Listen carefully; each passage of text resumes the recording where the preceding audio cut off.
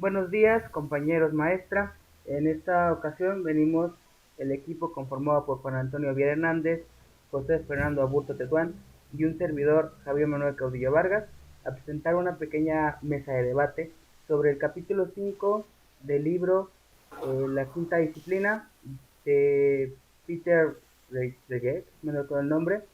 El capítulo se titula Un cambio de visión, no lo recuerdo.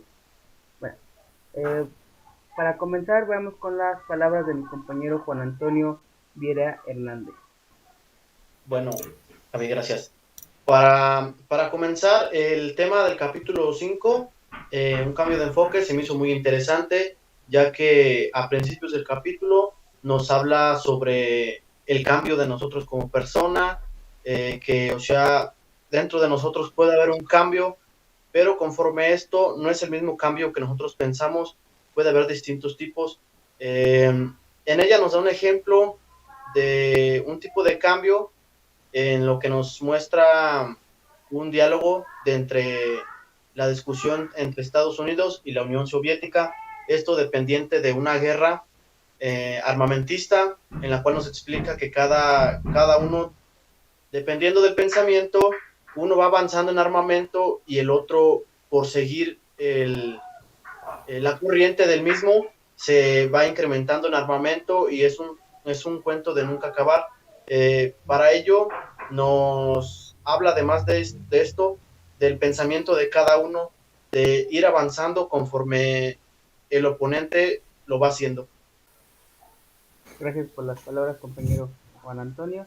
¿Algo que agregar, José, sobre la lectura de... Sí, tengo algo que agregar. Es más que nada que a mí también se me hace bastante curioso que hayan elegido como ejemplo del cambio de enfoque la situación entre la Unión Soviética y Estados Unidos, ya que como comentaba mi compañero, eh, esta toma de este ejemplo no era tanto porque, por ejemplo, uno de ellos tuviera ciertas armas nucleares y el otro, por ende, las tuviera que tener por defensa propia o algo así, sino más que ambos comparten ese objetivo de protegerse a sí mismos, pero el problema radica en que el tema que tenemos, llamado cambio de enfoque, es la manera de pensar de ambos bandos. Por ejemplo, tenemos el comunismo en la Unión Soviética y el tema de los republicanos acá en Estados Unidos. Am, es donde yo diría más que la lectura me dejó más plantado que radica este problema entre esas dos potencias. Tomando en consiguiente lo que han comentado ambos sobre el ejemplo que está redactado en el libro, sobre, como ya se mencionó, la confrontación que había o que hay, más que nada durante con la URSS y con el gobierno estadounidense. Retomando lo que dice el libro, claramente nos ponía que decía Estados Unidos tenía sentía miedo, entre comillas miedo, a las armas que podía tener o no. Nunca había una forma en que comprobaran si realmente las tenía o no, a las armas que tenía la Unión Soviética. Y gracias a esto, Estados Unidos se veía de mala gana en la opción de crear armas para defenderse de armas que posiblemente no existieran.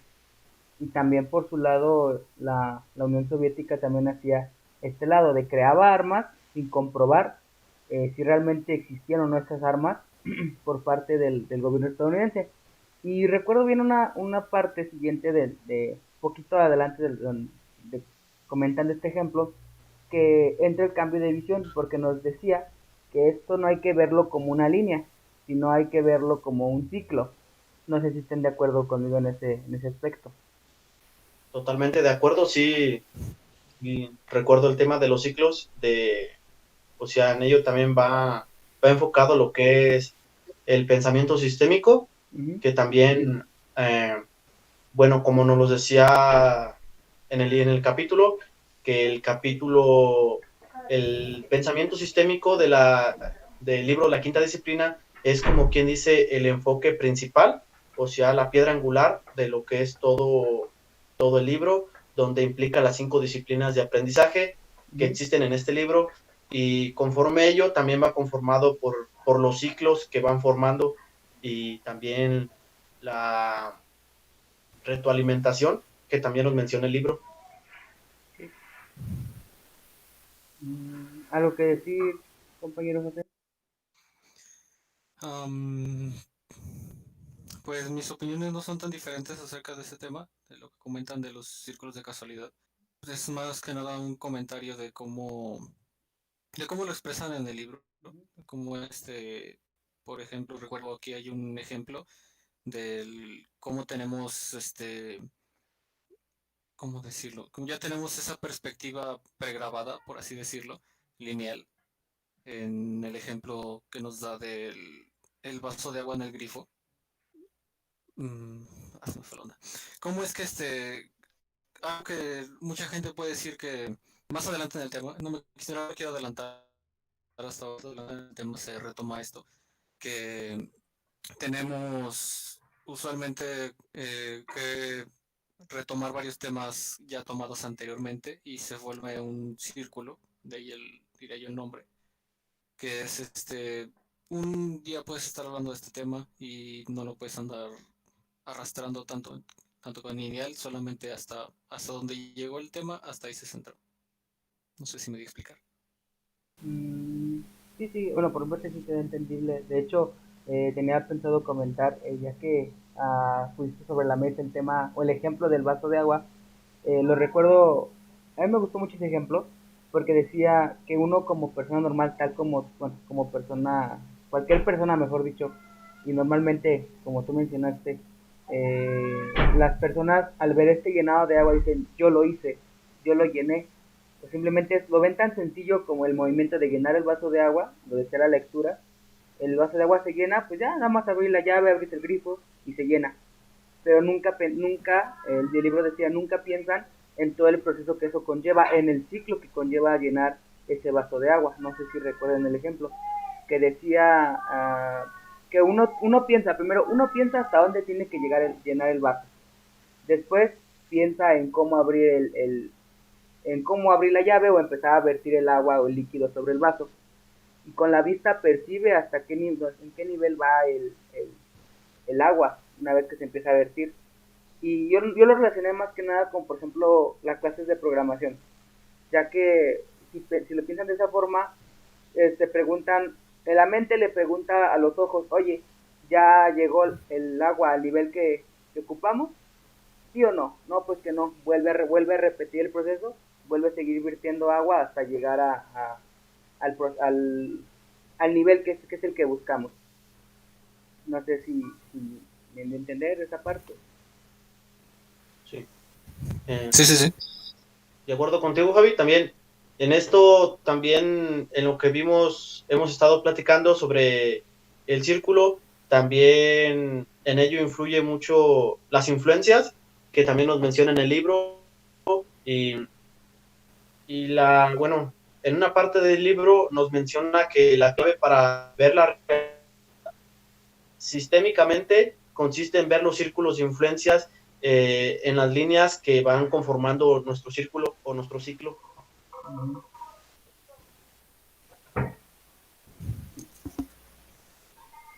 Um, entonces, que tengo apagado el micro.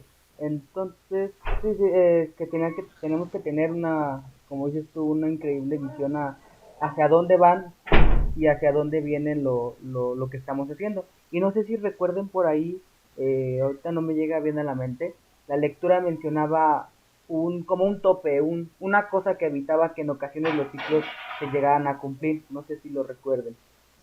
Más que no recuerdo lo que mencionaba. ¿Era atrasos? ¿Tienes atrasos?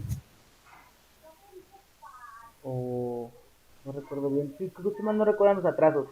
Ya que mencionaba que el libro, que los atrasos detenían este proceso porque lo hacían longevo, lo extendían más de lo necesario. Regresando al ejemplo del vaso de agua, decía en este caso que el agua tuviera una temperatura, y el atraso que mencionaba el libro era que si el agua estaba muy caliente o muy fría, bueno, estaba siendo muy caliente, el agua salía muy caliente, nosotros quitábamos el vaso o la taza o en su defecto la mano para esperar a que el agua se enfriara, eso creando un atraso en el objetivo que realmente este, venimos buscando o queremos encontrar. No sé si recuerdan ese punto en la lectura. Quisiera recordar que es la parte que decía algo así de por ejemplo, en el ejemplo del vaso de agua, llegar al nivel deseado, por así decirlo, es lo que termina el ciclo de esperar a que se esté llenando el vaso, el tope que estás diciendo tú. No, sí, en el mismo ejemplo del vaso de agua mencionaba que uno, como la persona que lo está llenando, pues el objetivo es ese, como va cayendo el agua, ir llenándolo y llegar al tope, ir al nivel.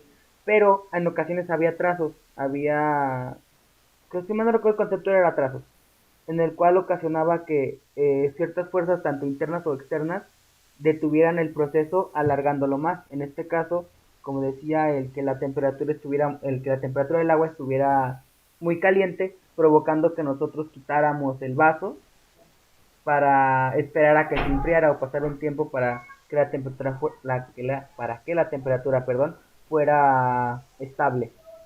No sé.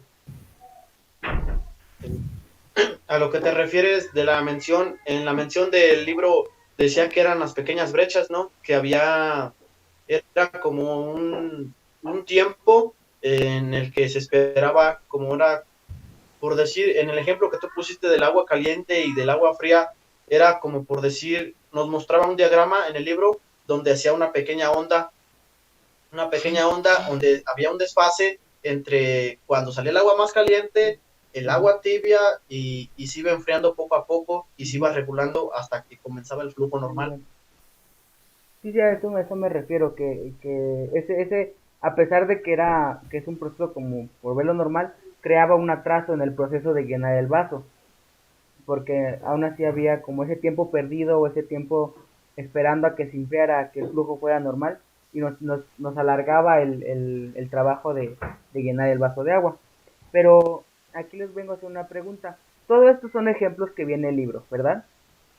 Y el libro en su estructura general nos habla sobre organizaciones, empresas. ¿Ustedes cómo pueden aplicar lo que vimos o lo que se lee en el libro de este capítulo que nos tocó en un entorno de una empresa, en una labor?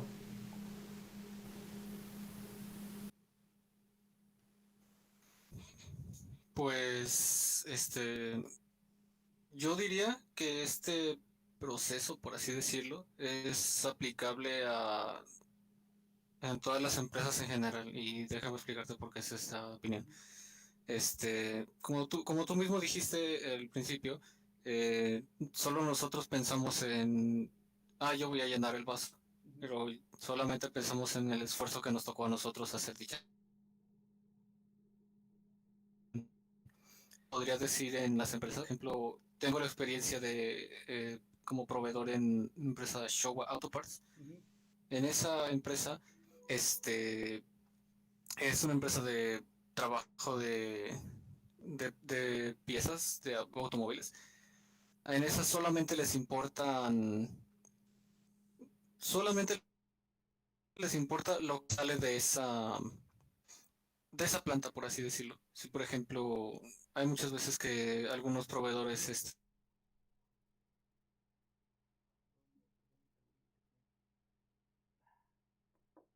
saben poner con qué trabaja, fabricantes u otras cosas. Esto, ¿por qué lo tomo de esta manera? Porque ellos solamente dan por hecho, nos van a traer material y nosotros vamos a trabajar dicho material para tratar de traer nuestro producto. Y um, ¿por qué se utiliza dicho material en muchos casos? Por ejemplo, el trabajador solo dice, llegó esta parte que me toca a mí en mi área de trabajo, por ejemplo, en la línea de fabricado, solamente dicen, me llegó este material, lo tengo que trabajar de cierta forma, me están dando estas herramientas y esto es lo que va a salir. Solamente piensan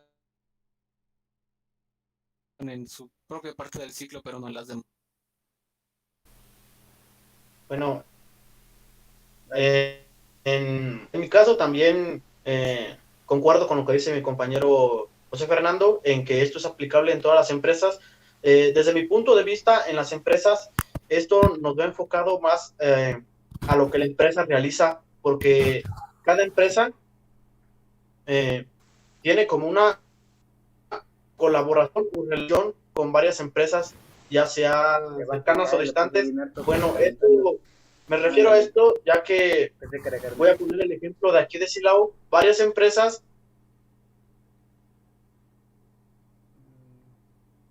le trabajan a General y ahí es donde conforma el ciclo de las piezas que van conformando, van mandando y la General va acoplando todo eso, pero dentro de las mismas empresas que le fabrican a General también hay procesos que se pueden considerar ciclos, porque en la misma fábrica hay procesos que pasan una pieza, se realiza eh, y finaliza. Un ejemplo, y ese ciclo se va retroalimentando, va nuevamente,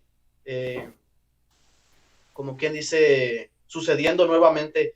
Y bueno, algunas personas no captan este proceso o estas partes del ciclo, y como nos lo mencionaba en el libro, que hay aspectos también en la vida que realmente no captamos, o sea, vemos el mundo de otra manera, mientras que analíticamente suceden otras cosas. Por decir el ejemplo del vaso del agua, nosotros no pensaríamos del ciclo que está pasando, o al menos yo cuando leí el libro me quedé sorprendido porque en realidad yo no pensaba lo que significaba el ciclo del vaso del agua, y ahí es donde comprendí que en nuestra vida cotidiana podemos encontrar varios ciclos y algunas menciones del libro.